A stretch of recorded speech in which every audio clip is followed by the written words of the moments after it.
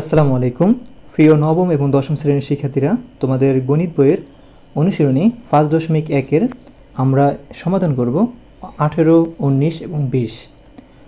গত পর্বে ভিডিওতে আমরা আলোচনা করেছিলাম 15, 16, 17। তোমরা চাইলে ওই ভিডিও দেখতে পারো। দেখো 18 নম্বর প্রশ্নে বলেছে 2 অঙ্ক বিশিষ্ট একটি সংখ্যার দশক স্থানীয় অঙ্ক একক স্থানীয় অঙ্কের দ্বিগুণ। দেখাও যে সংখ্যাটি অঙ্কদ্বয়ের সমষ্টি 7 গুণ। দেখো প্রিয় শিক্ষার্থীরা, আগে আমাদের বুঝতে হবে 2 অঙ্ক বিশিষ্ট মানে অঙ্ক দুটো থাকবে, একটা হচ্ছে একক, একটা হচ্ছে দশক। এই দুইটা অঙ্ক, একটি সংখ্যা দশক স্থানীয় অঙ্ক, একটি সংখ্যা দশক স্থানীয় অঙ্ক একক স্থানীয় অঙ্কের দ্বিগুণ। মানে মনে করো তুমি এখানে কোনো মান জানো না, একক স্থানীয় মনে করো x, ঠিক আছে? তো একক স্থানীয় অঙ্ক কি x, মানে একক স্থানীয় অঙ্কের দ্বিগুণ। তো একক স্থানীয় অঙ্ক যদি x হয়, তো দশক স্থানীয় অঙ্ক কত হবে? মানে বলছি কি একক স্থানীয় অঙ্কের দ্বিগুণ। তো কি হবে? দ্বিগুণ মানে হলো একক স্থানীয় অঙ্ক যদি x হয়, দশক স্থানীয় অঙ্ক হবে 2x। কি হবে বলো তো? 2x। এবার আসো আরেকটা দিয়ে বুঝে, একক স্থানীয় অঙ্ক যদি 10 হয়, কি হয়? 10 হয়, 10। তো দশক স্থানীয় অঙ্ক কত হবে? বলছি কি একক স্থানীয় অঙ্ক দ্বিগুণ। তো 10-এর সাথে কত গুণ হইব? 2 গুণ হবে, মানে 10 গুণে 20 হবে। ওকে, তো একক স্থানীয় অঙ্ক হবে, যদি একক স্থানীয় অঙ্ক যদি তুমি 10 ধরো, দশক স্থানীয় অঙ্ক হবে তোমার 20। যদি একক স্থানীয় অঙ্ক তুমি x ধরো, দশক স্থানীয় অঙ্ক হবে 2x। তো আমরা কোনো মান যদি না জানা থাকে, তো আমরা চলক হিসাবে x, y, z ধরতে পারি। তো আমরা প্রথম যে x আছে আমরা xই ধরবো। চলো আমরা সমাধান করি। তো প্রিয় শিক্ষার্থীরা, তো আমরা লিখব মনে করি। এখানে মনে করিটা উঠে নেয়, তোমরা এখানে মনে করি লিখবা, ঠিক আছে? এখানে মনে লিখছে, এখানে মনে করি হবে। তো এখানে মনে করি লিখবা, মনে করি একক স্থানীয় অঙ্ক x, ঠিক আছে? তাহলে দশক স্থানীয় অঙ্ক হবে 2x। যদি একক স্থানীয় অঙ্ক যদি x হয়, দশক স্থানীয় অঙ্ক হবে 2x। তো বুঝাইলাম তোমাদেরকে। এখন দেখো কি বলছে, সংখ্যা কি হবে? সংখ্যা। তো আমরা লিখবো সংখ্যাটি। তো এখানে দেখো, তো এখানে বলছে সংখ্যা, সংখ্যাটির কথা বলছে, সংখ্যাটি অঙ্কদের সমষ্টি 7 গুণ হবে। তো অঙ্ক চাইছে সংখ্যাটি, তো আমরা লিখবো সুতরাং সংখ্যাটি। তো এখন সংখ্যাটি কি দ্বারা? দেখো একক স্থানীয় অঙ্ক এবং দশক স্থানীয় অঙ্ক, তাকে আমরা দশক স্থানীয় অঙ্ক লিখবো। তো দশক স্থানীয় অঙ্ক হলো 2x। তো দশক স্থানীয় অঙ্কের সাথে আমাদের দশক স্থানীয় অঙ্কের সাথে কত গুণ হবে? 10 গুণ হবে। আর একক স্থানীয় অঙ্কের সাথে 1 গুণ হয়। যদি শতক স্থানীয় থাকতো, তো শতক স্থানীয় অঙ্কের সাথে 100 গুণ হতো, ঠিক আছে? তো দশক স্থানীয় অঙ্ক মানে কি? 10 গুণ হবে। তো 10 গুণ কি? এই যে 2x, ঠিক আছে? তো এখানে কি হলো? এই 10-এর সাথে এই 2x কি হলো? গুণ হলো। ওকে, তো এই 10 হলো তোমার দশক স্থানীয় মান, দশক স্থানীয় মান হলো 10, আর শতক স্থানীয় মান হলো তোমার 100। যদি একক স্থানীয় যদি অঙ্ক হয় 1, দশক স্থানীয় অঙ্ক হলো হবে তোমার 10, আর শতক স্থানীয় অঙ্ক হবে তোমার 100, ঠিক আছে? এভাবেই নির্ণয় করা হয়। তো আমরা কি করব? এই দশক স্থানীয় অঙ্কের সাথে আমরা 10 গুণ করব, ঠিক আছে? আর এখানে আমরা যেমন সমষ্টি চাইতেছি এখানে, তো আমরা ফেলাস দিয়েছি। আর একক স্থানীয় অঙ্কের সাথে 1 গুণ হবে, তো x এর সাথে 1 গুণ করলে x হয়। ওকে, এটা তো বুঝতে পেরেছো আশা করি। তো এখন আমরা কি করব প্রিয় শিক্ষার্থীরা? এই 10-এর সাথে x গুণ করলে হবে 10, মানে 20, ঠিক আছে? 10 দুগুণে 20, 20 হবে, আর x এর x হবে। ওকে, আর এই ফেলাসের ফেলাস, এই x এর x, ঠিক আছে? তো এখন আমরা 10-এর সাথে এখানে 10টা x, সরি এখানে 20টা x এবং এখানে একটা x, কয়টা আছে বলো তো? 21টা x, এখানে 21টা x দেওয়া হলো। আশা করি তুমি বুঝতে পেরেছো। তারপরে দেখো আমাদের কি বলছে, যে আমরা সংখ্যাটি কি পেলাম? সংখ্যাটি পেলাম 21x। দেখো সংখ্যাটি কি পেলাম? 21x পেলাম। এখন আমাদের কি বলছে? দেখাও যে সংখ্যাটি অঙ্কদ্বয়ের সমষ্টি 7 গুণ। মানে বলছে কি? সংখ্যাটি অঙ্কদ্বয়ের সমষ্টি 7 গুণ, মানে সংখ্যাটি অঙ্কদ্বয়ের সমষ্টি 7 গুণ। তো আমরা লিখবো এই অঙ্কদ্বয়, অঙ্কদ্বয় বুঝতে হবে তোমার। অঙ্কদ্বয় মানে কি? দেখো তোমাদেরকে আমি যদি বলি এই 53, কি বলো তো? 53। এই 53-র অঙ্কদ্বয় কত হবে বলো তো? 53-র অঙ্কদ্বয় সমষ্টি, এই 53-র অঙ্কদ্বয় সমষ্টি হবে তোমার, এখানে কি 5 পেয়েছি না? এই 5 এর সমষ্টি মানে যোগ, আর 3-এর 3, ঠিক আছে? তো এখানে প্রথম কি হবে? প্রথমে 5, তারপরে সমষ্টি মানে যোগ, আর এখানে কি আছে? একক স্থানীয় অঙ্কে কি আছে? 3, দশক স্থানীয় অঙ্কে কি আছে? 5। তো 5, তারপরে কি হবে? যোগ 3। তো 5 আর 3 যোগ করলে কত হয়? 8। তো এই যে 53-র অঙ্কদ্বয় সমষ্টি কত? 8। আরেকটা দিয়ে বুঝি তোমাদেরকে। মনে করো এখানে তোমার আমি দিলাম কত? মনে করো 22। কি দিলাম? 22। এই 22-এর অঙ্কদ্বয় সমষ্টি কি হবে? তো 2, সমষ্টি মানে যোগ, তারপরে একক স্থানীয় অঙ্ক হলো 2। তো 2 দিয়ে যোগ করলে কত হয়? 4 হয়। তো এই যে 22-এর অঙ্কদ্বয় সমষ্টি হলো 4। ওকে, তো আশা করি তোমরা বুঝতে পেরেছো। এরকম হলো। তো এখন আমরা দেখো এখানে সমষ্টি পেয়েছি কত? এখানে আমরা সংখ্যা পেয়েছি কত? 21x পেয়েছি, মানে 21টা x পেয়েছি। তো আমরা লিখবো যেখানে বলছে অঙ্কদের সমষ্টি নির্ণয় করতে বলছে, তো লিখবো অঙ্কদের সমষ্টি। তো অঙ্কদের সমষ্টি মানে এখানে 21x, 21টা x। তো 21কে কীভাবে ভাঙাতে পারি বলো তো? 2 যোগ কত 1, 2 যোগ কত 1। তো দেখো এই 21-এর সাথে কি আছে? x আছে, তো 2 এর সাথে কি হবে? x হবে। তো 2x যোগের যোগ, আর 1 এর সাথে x গুণ করলেও x হয়, ঠিক আছে। তো 2x যোগ কত x, এই দুটো যোগ করলে কি হবে? 3x, কি হবে? 3x। ওকে, দেখো এখানে সেম এভাবে লিখছে। আসলে তুমি বুঝতে পেরেছো? দেখো এখানে আমরা 21xকে ভাঙাইলাম x প্লাস 2x, মানে হলো 1 এর সাথে 2x যোগ করলে হয় 3, মানে 3x, ঠিক আছে। মানে এখানে একটা x, এখানে দুইটা x, 3x হয়েছে। আশা করি তুমি বুঝতে পেরেছো এই লাইনটা। তারপর দেখো অঙ্কদের সমষ্টির সাথে এখানে কি বলছে? আমরা অঙ্কদের বের করলাম, মানে শুধু আমরা অঙ্কদের বের করলাম, মানে অঙ্কদের সমষ্টি বের করলাম। এখন দেখাও যে সংখ্যাটি অঙ্কদের সমষ্টি 7 গুণ। তো আমরা লিখবো সংখ্যাটি, মানে লিখবো যে অঙ্কদের সমষ্টি 7 গুণ, অঙ্কদের সমষ্টি 7 গুণ। তো অঙ্কদের সমষ্টি 7 গুণ মানে হলো এই যে অঙ্কদের সমষ্টি হয়েছে 3x, 3x এর সাথে 7 গুণ হবে, 3x এর সাথে 7 গুণ করলে হবে 21x। ওকে, দেখো এখানে আমরা সংখ্যা পেয়েছি 21x, এখানে আমরা সংখ্যা পেয়েছি কত? 21x। তো মিলে গেছে না?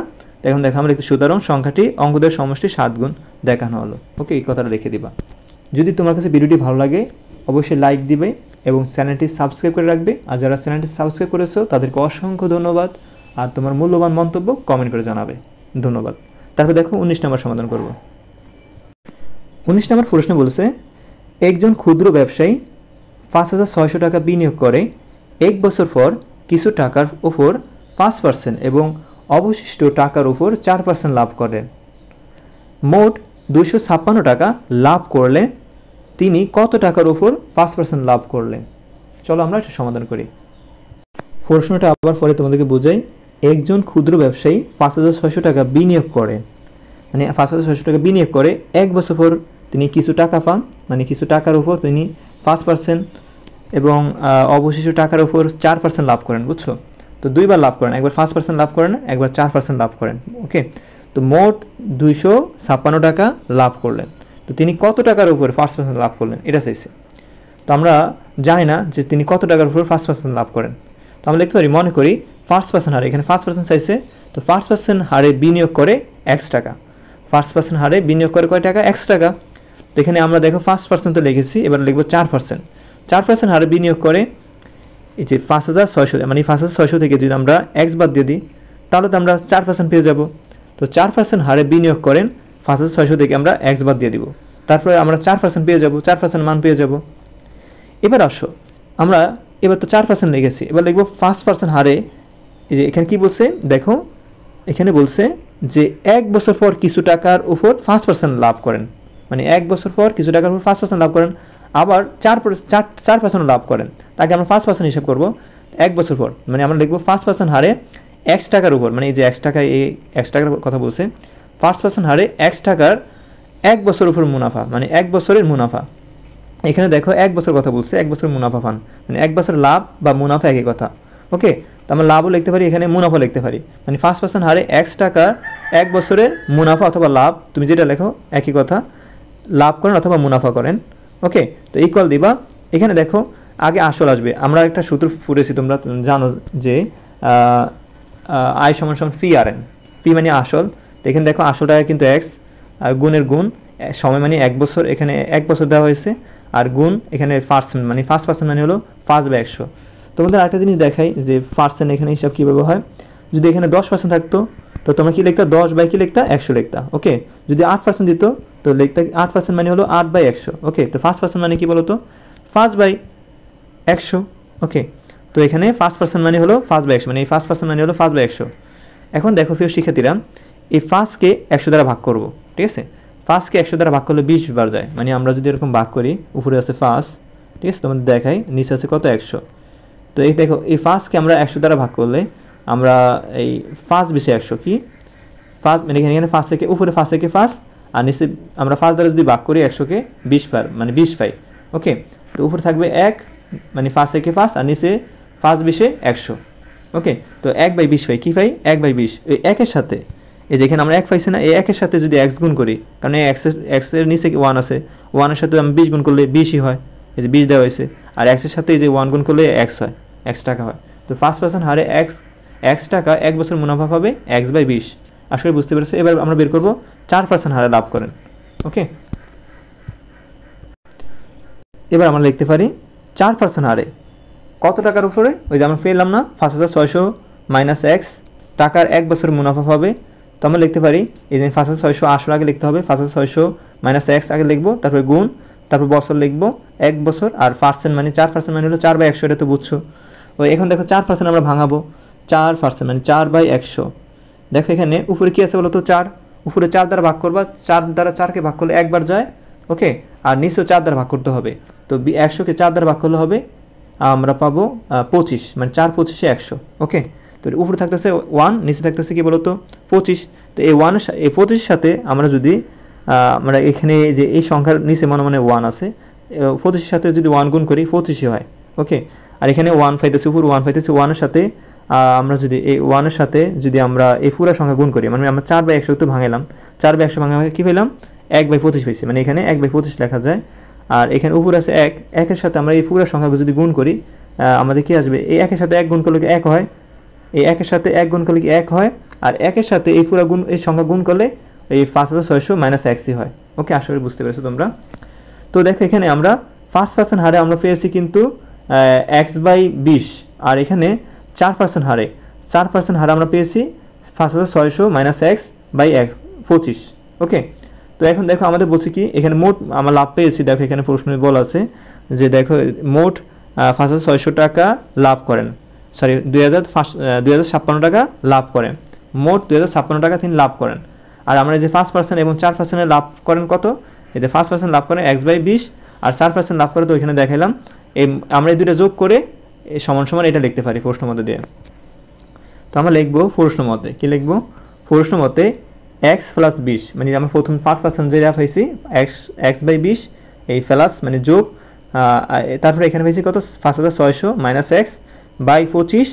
হ্যাঁ, এই দুটো যোগ করবো, যোগ করলে আমরা কত পাবো 256 পাবো। ওকে, তাহলে দেখো আমরা কি করব লসাগু করব, এখানে ভগ্নাংশ এখানে ভগ্নাংশ, তো ভগ্নাংশ হরে হরে লসাগু হয়, তো 20 আর 25 লসাগু করলে 100 হয়। ওকে, তো 100কে আমরা 20 দ্বারা ভাগ করলে 5 পাবো, 5কে 1 দ্বারা গুণ করলে 5x হয়, এই ফেলাসে ফেলাস। 25কে 100 দ্বারা ভাগ করবো, মানে 100কে 25 দ্বারা ভাগ করলে হয় 2, 100কে 25 দ্বারা ভাগ করলে 4, ঠিক আছে, 4×25 100, 4কে 5600 দ্বারা গুণ করলে আমরা পাবো 22400 মাইনাসের মাইনাস, এক্সের সাথে যে আমরা ভাগফল কত পেয়েছি 4 পেয়েছি, এক্সের সাথে 4 গুণ করলে হবে 4x। ওকে, আর 256 হবে। এখন দেখো এখানে আমরা উপর লব নিচে হর, এই হরে আর এখানে অঙ্কে এখানে যে 256 দেখতেছি আমরা, এই 256 নিচে মনে মনে 1 আছে, বুঝছো। এই 1-এর সাথে যদি আমরা আরেকটা কাটাকাটি করতে পারি, দাঁড়াও আরেকটা কাটাকাটি করে নিই, দাঁড়াও। এই দেখো এখানে আমরা পেতেছি যে দেখাই দিচ্ছি তোমাদেরকে, এখানে দেখো 5x প্লাস 22400 মাইনাস এক্স, 5টা x থেকে 4টা x বাদ দিবে, এখানে দেখো কাটাকাটি যাচ্ছে, তো 5টা x থেকে 4টা x বাদ দিলে থাকে একটা x, এই প্লাসে প্লাস 22400 হলো, নিচে 100 ইকুয়াল 5256 হলো। এখন দেখে 256 নিচে কিন্তু 1 আছে। ওকে, এই 1কে আমরা উপরে আড়াআড়ি গুণ করবো, 1কে x প্লাস 22400 গুণ করলে x প্লাস 22400 হয়, আর 100কে 256 দ্বারা গুণ করলে তো হবে 25600। ওকে, এটা আশা করি বুঝতে পেরেছো। তারপর দেখো এখানে এই আমরা কিসের মান নির্ণয় করবো, x এর মান নির্ণয় করবো, আর এখানে দেখো যে প্লাস 22400 এটা যোগ আছে, এটা অপর পাশে গেলে বিয়োগ হয়ে যাবে, তো 25600 থেকে এই 22400 বাদ যাবে, তো x = হবে 3200। সুতরাং 5% হারে বিনিয়োগ করলে তিনি 3200 টাকা লাভ করেন। আশা করি তোমরা বুঝতে পেরেছো। পরবর্তী 20 নম্বর অঙ্ক, এটা শেষ। একটি বালিকা বিদ্যালয়, একটি শ্রেণীকক্ষে প্রতি বেঞ্চে 6 জন করে ছাত্রী বসলে 2টি বেঞ্চ খালি থাকে, কিন্তু প্রতি বেঞ্চে 5 জন করে ছাত্রী বসলে 6 জন ছাত্রীকে দাঁড়িয়ে থাকতে হয়। তো ওই শ্রেণীর বেঞ্চের সংখ্যা কত, মানে কয়টি এটা বলছে। তো এখানে বেঞ্চের সংখ্যা চাইছে। দেখো একটি বিদ্যালয়, একটি বালিকা বিদ্যালয়, একটি শ্রেণীকক্ষে প্রতি বেঞ্চে 6 জন করে ছাত্রী বসলে 2 জন করে, মানে 2টি বেঞ্চ কি থাকে খালি থাকে। এই খালি মানে কি বলতো, খালি মানে বিয়োগ, এটা মনে রাখবা, খালি মানে কি বলতো বিয়োগ। চলো এটা আমরা সমাধান করি। ফিরে শিখে দিলে এখানে আমাদের অঙ্ক চাইছে ওই শ্রেণীর বেঞ্চের সংখ্যা কয়টি। তো আমাদের যেই সংখ্যাটা চায়, মানে যে মানটা চায় সেটা আমরা এক্স ধরতে পারি। কী ধরতে পারি? এক্স ধরতে পারি। তো লিখব শ্রেণীর, মানে মনে করি শ্রেণীর বেঞ্চের সংখ্যা এক্সটি। ওকে, আমরা লিখতে পারি। তো মনে করি শ্রেণীর বেঞ্চের সংখ্যা এক্স। এখন দেখো এখানে বলছে যে আমরা এবার প্রথম লাইনে আসো, একটি বালিকা বিদ্যালয় এক শ্রেণীকক্ষে, মানে একটি শ্রেণীকক্ষে, মানে একটা শ্রেণীকক্ষে প্রতি বেঞ্চে 6 জন করে ছাত্রী বসলে 2টা বেঞ্চ খালি থাকে। তো কয়জন করে ছাত্রী বসলে বলো তো? 6 জন করে ছাত্রী বসলে। এখন দেখো বেঞ্চের সংখ্যা কয়টি? বেঞ্চের সংখ্যা হলো এক্সটি, মানে আমরা পেয়েছি বেঞ্চের সংখ্যা এক্সটি। দেখো এখানে শ্রেণীর বেঞ্চের সংখ্যা এক্সটি। তো আমরা লিখলাম এখানে প্রতি বেঞ্চে 6 জন করে ছাত্রী বসলে 2টি বেঞ্চ খালি থাকে, এটা লিখবো। প্রতি বেঞ্চে 6 জন করে ছাত্রী বসলে, অথবা প্রতি বেঞ্চে 6 জন করে বসলে 2টি বেঞ্চ কি থাকে? খালি থাকে। তো আমরা লিখতে পারি সুতরাং শ্রেণীর ছাত্রীর সংখ্যা। দেখো এখানে বেঞ্চের সংখ্যা কত? এক্স থেকে আমরা কত বাদ দিব? এই যে খালি আছে মানে হলো বিয়োগ। আর এখানে কয়টি খালি থাকে বলো তো? 2টি খালি থাকে। তো এক্স বিয়োগ 2 মানে হলো এখানে আমরা বেঞ্চের সংখ্যা পাইছি কত? এক্সটি। দেখো 6 জন করে ছাত্রী বসলে 2টা বেঞ্চ খালি থাকে। তো আমরা বেঞ্চ থেকে তো বেঞ্চ বিয়োগ দিব নাকি? বেঞ্চ থেকে তো বেঞ্চ বিয়োগ দিতে হয়। তো আমরা এখানে বেঞ্চ সংখ্যা পেয়েছি কয়টি? একটি, মানে এক্সটি। তো এক্স থেকে এখানে দেখো ছাত্রী 6 জন করে যদি বসে 2টা বেঞ্চ খালি থাকে, তো এক্স থেকে 2টা বেঞ্চ বাদ দিতে হবে না? তো আমরা লিখছি এক্স মাইনাস 2, মানে এক্স মানে একটা বেঞ্চের নাম। এই এক্স থেকে আমরা 2টা বেঞ্চ বাদ দিব।